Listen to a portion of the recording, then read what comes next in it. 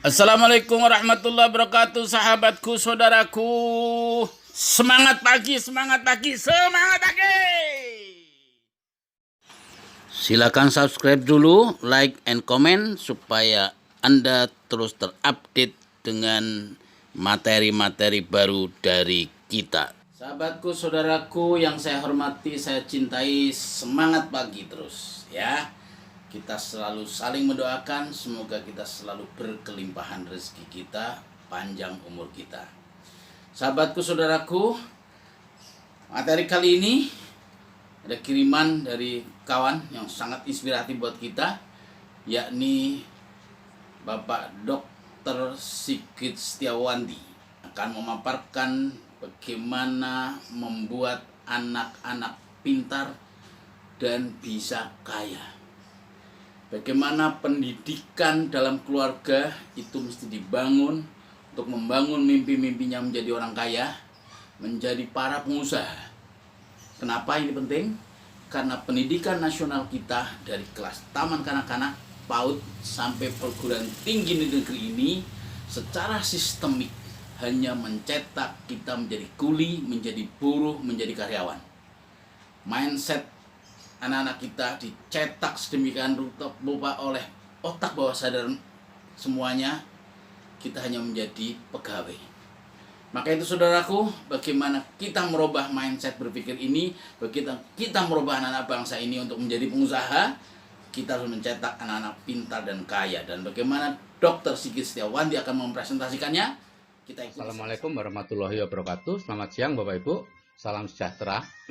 Siang ini saya akan menyampaikan materi yaitu bagaimana membuat anak itu menjadi pintar dan besoknya bisa kaya. Semuanya berawal dari citra diri Bapak Ibu. Yaitu citra diri itu adalah cara kita memandang diri kita. Jadi cara si anak tadi memandang dirinya seperti apa. Kalau si anak tadi memandang dirinya itu pintar, anak akan menjadi pintar. Kalau anak itu memandang dirinya bodoh, anak akan menjadi bodoh. Jika kita memandang diri kita orang kaya, kita akan menjadi kaya. Jika kita memandang diri kita orang miskin, kita akan menjadi miskin. Ya. Orang yang memandang dirinya miskin itu biasanya ya sering sambat, sering ini mahal, itu mahal, dan sebagainya. Nah, terbentuknya citra diri itu seperti ini Bapak Ibu. Pada saat usia 0 sampai 7 tahun, ya, itu semua masuk yang dari panca indera itu diserap dan menjadi dasar pola pikir atau citra diri kita. Ya. Kemudian umur 7 tahun itu mulai ada filter. Ya. Yang menjadi filter adalah bahan-bahan yang masuk sebelumnya. Artinya segala sesuatu yang cocok dengan filter itu dimasukkan, yang tidak cocok akan dibuang. Ya. Nah, usia 13 tahun filternya sudah jadi dan sempurna pada usia 18 tahun. Sehingga sejak usia 18 tahun sebetulnya nasib anak itu sudah terbentuk berdasarkan citra dirinya. Ya. Jadi data di filter itu di-download saat kita tidur. Ya. Hanya sedikit yang bisa masuk karena yang lain yang tidak cocok dengan bawah sadar kita akan dilikuidasi. Dan karena 90% pikiran kita adalah pikiran bawah sadar, maka sebetulnya itulah yang menguasai diri kita. Atau kalau dalam bahasa sehari-hari yang 10% itu keinginan, yang sedangkan yang 90% itu kebutuhan. Ya, jadi bukan keinginan kita yang dikabulkan, tapi kebutuhan kita. Nah, sekarang ini contoh nih terjadinya citra diri bodoh. Ya, semua diawali misalnya Abdul mendapat nilai buruk di satu mata pelajaran, matematika atau apa. Nah, itu satu kaki. Ya. Dia melihat, oh nilai saya buruk, berarti saya bodoh. Bawah sadarnya seperti itu. Tapi baru satu kaki, belum seimbang, gitu ya. Tapi kemudian ini gurunya, bu gurunya belum belajar tentang cara berpikir, kemudian mengatakan, ya biasa kan, Abdul, ayo belajar lebih keras ya, supaya nanti bisa dapat nilai baik. Tujuannya bagus merangsang Abdul, tapi secara ternyata itu kontraproduktif, karena bawah sadar si Abdul akan mengatakan, oh berarti saya bodoh ya, sehingga perlu belajar lebih keras. Nyatanya hanya saya yang diingatkan oleh bu guru, yang lain-lain tidak, gitu ya. Dua kaki terjadi, ya. Dua kaki citra diri bodoh mulai jadi.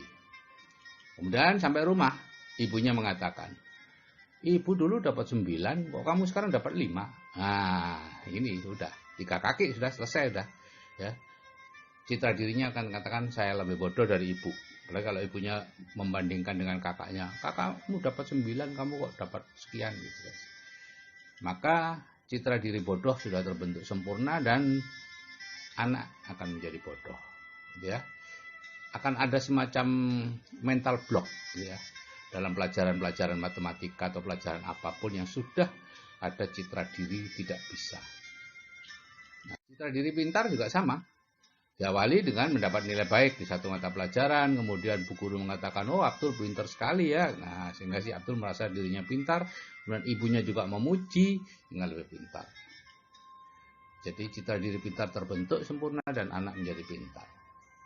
Nah, jadi bagaimana sebetulnya bagaimana cara membuat citra diri anak? Jadi tugas kita Bapak Ibu adalah menciptakan citra diri pintar pada anak. Itu tugasnya orang tua dan guru. Tapi sayangnya karena tidak mengerti akhirnya justru kebalikannya yang terjadi. Jadi kalau kita melihat rapot itu hanya nilai yang baik saja yang dilihat. Ya. Dan dipuji habis-habisan. Misalnya itu nilai keterampilan atau apa 9,5. Wah luar biasa ya.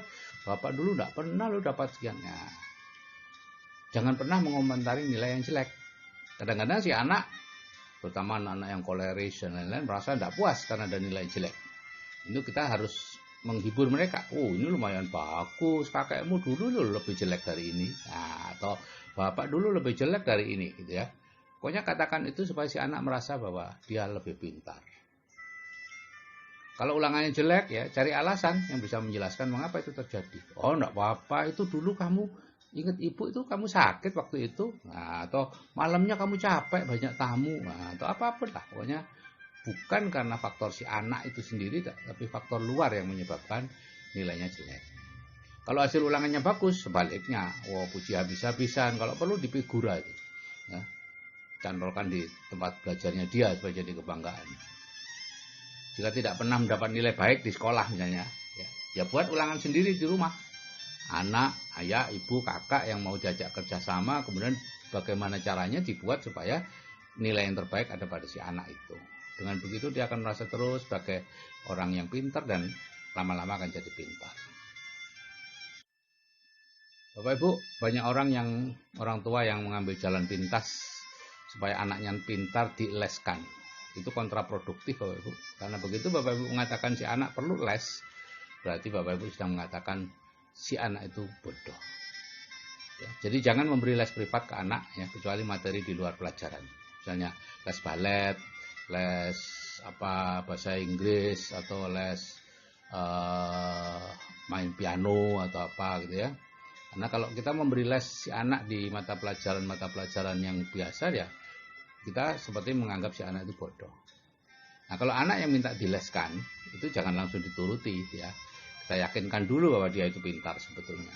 Nah, kalau dia ngotot, kemudian menyalahkan kita tidak mau membiayai dan lain-lain, barulah dia kita leskan.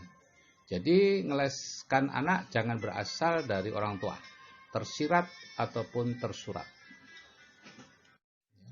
Nah, ini tahapan dalam hidup Bapak Ibu, yaitu pendidikan, pekerjaan, dan hasil. Ya. Setelah kita sekolah, kemudian kita bekerja, dan dari situ harusnya mendapat hasil. Penghasilan ya mungkin 100 juta, tabungan 2 miliar, rumah 2 hektar, mobil 3, umroh tiap tahun, bangun masjid, anak asuh dan lain-lain. Itu hasil. Yang jadi masalah adalah ada garis di situ ya yang tidak bisa kita tembus. Karena apa? Karena kita sejak kecil tidak pernah dibiasakan melihat hasil. Ya, kita hanya berhenti di pekerjaan. Ya. Ini akibatnya apa? Ya ini, pekerja dan pendidikan itu bolak-balik di situ aja. Sekolah, kemudian jadi guru, kurang pendidikannya, sekolah lagi, kemudian jadi ini, pendidikan lagi, S2, kemudian S3, S4, S-Teller, dan seterusnya. Proses saja Bapak Ibu yang dilakukan. Hasil tidak diperhatikan. Sekarang mulailah menjadikan hasil itu sebagai tujuan hidup bagi si anak. Gitu ya. Selama ini kalau anak-anak ditanya, kalau besar jadi apa? Jawaban yang diharapkan adalah nama-nama pekerjaan. Jadi dokter, jadi insinyur, jadi polisi, jadi tentara, jadi hakim. Kalau ada yang jawab, saya ingin jadi orang kaya supaya bisa membantu banyak orang gitu misalnya ya. Dulu anak saya seperti itu waktu TK. digiring oleh gurunya. Iya, oh bagus jadi orang kaya, tapi untuk bisa kaya jadi apa? Oh enggak penting Bu Guru, katanya bapak, katanya anak saya gitu. Nah misalnya Caca ingin kaya, apa mau jadi dokter seperti bapaknya? Gitu ya. Anak saya jawab, bapak aja berhenti gitu ya. Gitu Bapak Ibu. Ya. Dan karena kita sejak kecil didoktrin untuk menjadi bekerja mencari uang, gitu ya, maka ya akibatnya kita harus terus-menerus bekerja, Bapak Ibu. Di mana kita fokus, disitulah yang akan kita dapatkan. Ya, pensiun dari guru negeri ya mengajar di swasta atau memberi les privat. Pensiun sebagai tentara jadi satpam.